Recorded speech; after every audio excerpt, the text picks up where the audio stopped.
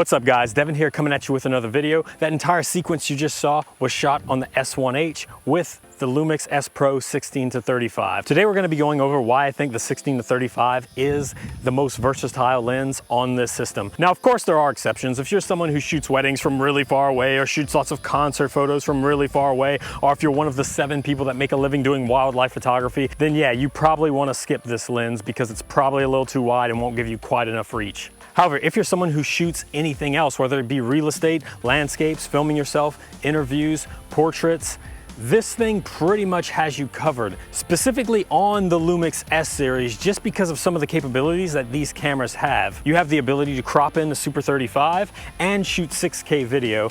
And if you have a Lumix S1H, you can shoot in pixel by pixel mode in HD, which actually gives you the equivalent of a micro four thirds sensor. All these features combined make this lens really deadly. However, once you hit Super 35 mode or APS-C mode, this lens then becomes a 24 to 52.5 equivalent. And then if you're in a clutch situation and you don't mind shooting HD, you can actually go to pixel by pixel mode and it'll make it a micro four thirds equivalent, which makes it more of a 36 to 70. Next, we're gonna move on to some video tests I wanna try out.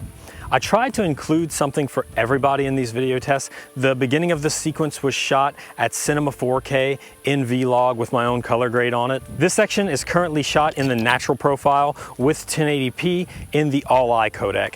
And I'll kind of cycle through different codecs and I'll leave those in the bottom corner as we run through these next tests. But let's move on to them. We're going to be shooting all these tests in the natural profile with the contrast turned down by 5 to retain a little bit more in the highlights. We're currently in Cinema 4K at 24 frames a second. We're using the full width of the sensor here and we're at 16 mil. 16 mil is really good for interior and landscape and you know, you can include people in your landscapes at 16 mil, but it's really not great for people.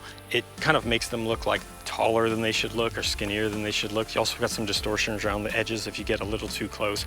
We could make an argument that the 24 to 105 or the 24 to 70 would be a little more flexible. Problem is, with all the cropping options you have within this camera, you can always punch in and get a little more reach, but you can't actually zoom out beyond 24. There's also some modes like the 4K 60 that force you into Super 35, which won't allow you to use the 24 millimeters. It's going to actually turn it into more of a 36. And it's for that reason I like to go with 16, because 16 when cropped in turns to 24, which is still really wide. Not to mention, I personally think the HD coming out of this camera looks really good. So I would use HD 60 if I needed to and get the full 16 millimeters out of the lens. Anyway, just to start, this is 16 mil and we can zoom in to 35. And this is when you really start seeing people pop a lot more. 35 mil is probably in range for good looking portraits. I find anything that goes lower than 35 mil typically starts making people look a little too skinny or a little too stretched out. And you also lose a lot of compression. When losing a lot of compression, your subject doesn't stand out as much. Using the same exact codec, standing in the same spot, she hasn't moved.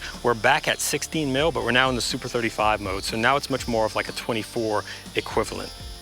As you can see, we got a pretty big amount of reach from the last shot that we had. Going to that 16, now 24 mil equivalent, and zooming into that 35, now 52.2 mil equivalent, you can see we're really getting a lot more reach now out of this guy. This is a range where I'd really be comfortable shooting short films or interviews. It allows you to give your subject a little more space to breathe. I'm actually pretty far back right now. I want to say I'm probably like 12 feet away, and I'm able to get this look with a 16-35, so that's pretty good. In the Super 35 mode, we're not losing any quality. We're still just getting a clean 24 frames a second, Cinema 4K all-eye, and that has a lot more to do with the cameras and a lot less to do with the lens. All the cameras on the S line have a 6K sensor, which they downsample to 4K and downsample to everything it shoots. This allows us to do things like shoot Super 35 and have lossless Cinema 4K. We're now switching back to full HD, and this is where it will allow you to switch to pixel by pixel. This gives you a micro four thirds sensor. Now from what I can tell, you're getting lossless full HD, but you're getting a 2x crop on your sensor. Now we have a 32 mil to 70 mil on our hands, and this is all from one lens. Now, depending on what project you're doing, you may not feel comfortable not shooting in 4K. However, if you're doing any kind of work for clients that are sending their stuff online, or you're confident in your framing that you won't need to crop very much, you can use 1080p and create really beautiful results. Now that we're in the pixel by pixel crop mode, we're still at 16 mil, but now it's the equivalent of a 32 millimeter. And if we zoom in all the way to 35, we're now getting the equivalent of a 70 millimeter. Now just look at that. That's kind of insane if you think about where we started off. We started off really, really far back, and now it's like we're right there. It's like we're pretty much like 2 feet in front of her.